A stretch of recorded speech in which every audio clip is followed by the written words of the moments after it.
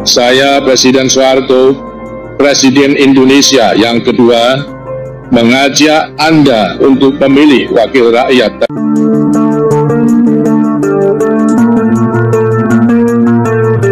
Assalamualaikum warahmatullahi wabarakatuh. Alhamdulillah saudara-saudara sekalian berjumpa bersua kembali pada channel ini, dan pada kesempatan ini kita akan melihat sebuah video yang viral, dan video ini memang unik.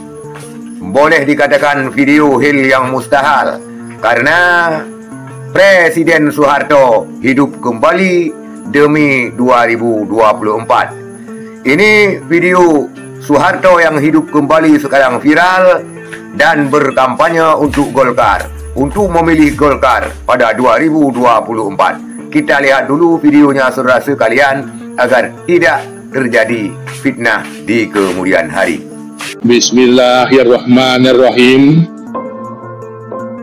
Pada 14 Februari 2024, kita akan berkumpul untuk menentukan nasib bangsa kita. Kita akan memilih wakil rakyat yang memiliki kemampuan untuk mendengar dan mewujudkan aspirasi masyarakat.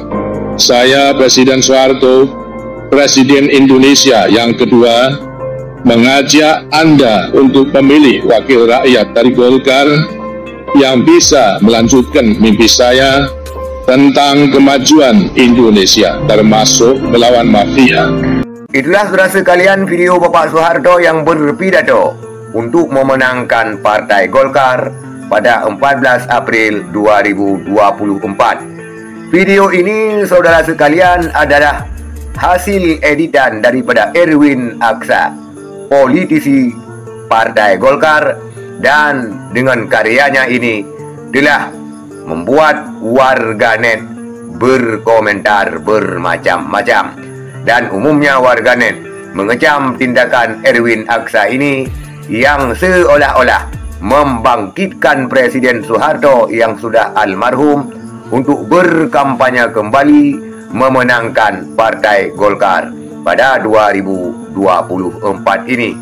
Itulah saudara sekalian video viral daripada Bapak Soeharto yang hidup kembali yang diunggah oleh akunnya Erwin Aksa.